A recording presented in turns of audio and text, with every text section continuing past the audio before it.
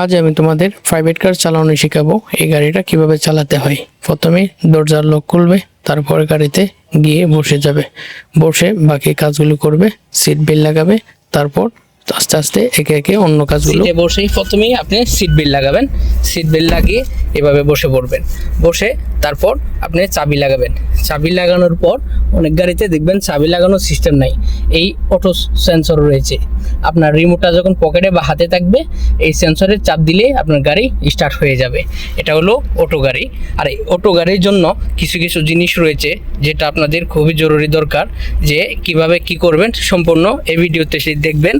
আমি আপনাদেরকে শেখাবো, আর শেখার জন্য অবশ্যই আপনারা ভিডিওটা না টেনে দেখবেন।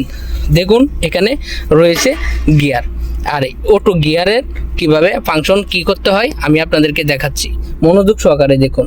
এই গিয়ারটা আমি যদি এখন টানি, এদিক সেদিক হবে না, কিন্তু যেহেতু বন্ধ রয়েছে সেজন্য লড়ছে।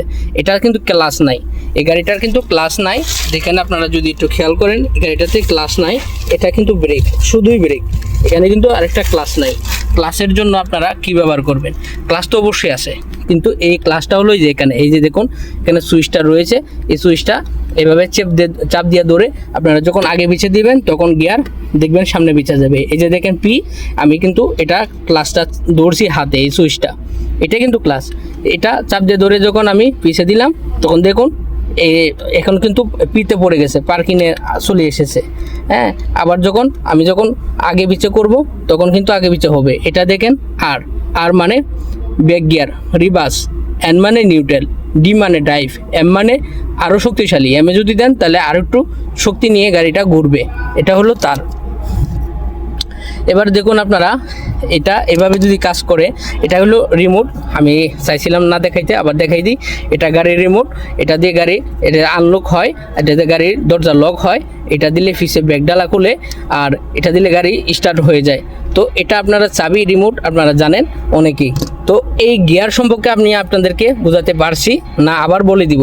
এটা এভাবে রিমোটটা চিপ দিয়ে, এখানে বাটন রয়েছে, বাটনটা চাপ দিয়ে আপনারা ফিসে দিলে গিয়ারগুলো পড়বে এক এক করে। যেহেতু বন্ধ গাড়ি, গিয়ার চেঞ্জ করাটা একটু মুশকিল।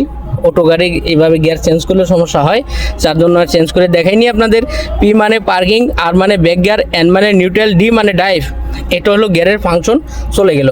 এটা হ্যান্ড ব্রেক, এটা হ্যান্ড ব্রেক। তো এই বাটনটা চেপ দিয়ে এভাবে নিচে দিবেন, হ্যান্ড ব্রেক খুলে গেল, আবার টান দিলেন হ্যান্ড ব্রেক লেগে গেল। তো এটা হ্যান্ড ব্রেক ছিল। আর এটা আমরা সবাই জানি স্টিয়ারিং। আর স্টিয়ারিং আমরা কীভাবে ধরবো? সবাই এই জায়গাটার মধ্যেই আপনারা ধরবো, এভাবে ধরবো, এভাবে ধরবো না, এভাবে ধরবো, এভাবে ধরবো, এভাবে হাত রাখবো, যেভাবে খুশি রাখবো, রেখে এটা স্টিয়ারিং। আর আমরা লুকিং গ্লাস, এই গ্লাসটা যদি ডাইনে বামে করতে চাই তাহলে কিভাবে করব? এটা দেখুন এখানে এল লেখা আছে, এল যদি দেই তাহলে বামে যাবে, আর যদি দেই তাহলে ডাইনে যাবে। এই লুকিং গ্লাসটা ডাইন বাম করার জন্য এটা চাপ দিয়ে ধরলে গ্লাসগুলো লক হয়ে যাবে।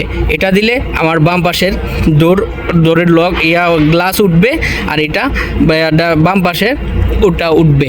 আর এটা যদি দেই তাহলে ফিচারটা উঠবে, আর এটা দিলে ডাইন পাশেরটা উঠবে। তো এভাবে যদি আমরা এটা শিখে নিই তাহলে সহজে আমরা শিখতে পারলাম। তো আরেকবার বলি, এটা গ্লাস চারটা গ্লাস লক করে দেওয়া যায় এটা দিয়ে বাম পাশে গ্লাস ওঠে, এটা দিয়ে ডাইন পাশে গ্লাস ওঠে, ওইটা দিয়ে পিছনের বাম পাশেরটা ওঠে, এটা দিয়ে পিছনের ডাইন পাশেরটা ওঠা নামা করে। আর এটা আপনারা যখন শিখে গেলেন, এবার আসি অন্য কাজে। এবার দেখুন এখানে এসির ফাংশন রয়েছে। এটা লালের মাঝে যদি দেই আমরা এভাবে ঘুরি, তাহলে দেখবেন এটা এসির এটা কি হলো হিটার। আপনারা গরম বাতাস পাবেন এখান থেকে শীতের দিন। এটা এসির বাতাস কম বেশি করার জন্য। আর এটা এসির বাতাস কোন দিক থেকে বের করতে চান সেটার জন্য। আর এসিটা অন করার জন্য এখানে বাটন রয়েছে, এখানে চাপবেন, এখানে হাওয়া নিচ দিয়ে বের করতে পারেন অথবা এদিক দিয়ে বের করতে পারেন। এই যে এসি এখানে লেখা আছে, চাপ দিবেন, এসি চালু হয়ে যাবে। এদেরকে আমি আরেকটা জিনিস দেখাই বোনাস হিসাবে। দেখো এটা তো তোমরা জানোই স্পিড মিটার, আর এটা দেখো ব্যাটারি চিহ্ন, ব্যাটারির লাইট। এটা ব্যাটারি চার্জ না হলে বা ব্যাটারির সমস্যা হলে, লুজ কালেকশন থাকলে এটা জ্বলবে। এটা এবিএস ব্রেকের সিস্টেম, এটা হ্যান্ড ব্রেকের সিস্টেম, হ্যান্ড ব্রেক তোলা থাকলে এটা জ্বলবে। এটা আমরা জানি ইঞ্জিনের মোবিল লাইট, এটা মোবিলের কোনো সমস্যা হলে এই লাইটটা জ্বলবে। এটা যেটা আমি আঙ্গুলের মাথায় দেখাচ্ছি, এটা ইঞ্জিন চেক লাইট, ইঞ্জিনের সমস্যা হলে এটা শো করবে। এটা আউল টায়ার মতন দেখা যাচ্ছে, এটা হলো তোমার স্টিয়ারিং কোনো সমস্যা দেখা দিলে এটা শো করবে। এখানে দেখো চাবির মতো দেখা যাচ্ছে, এটা হলো ওভারহিট মিটার, ইঞ্জিন ওভারহিট হলে এটা শো করবে।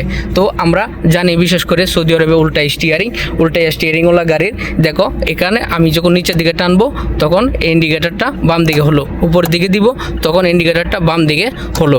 তো এটা হলো ইন্ডিকেটার ছিল, আর এটা ওয়াইফার তোমরা জানো, এটা দিয়ে গ্লাস পরিষ্কার করে ইন্ডিকেটার দেয় এই সাইডে, আর ডাইন সাইডে থাকে ওয়াইফার সুইচ, বাম সাইডে থাকে ইন্ডিকেটার সুইচ।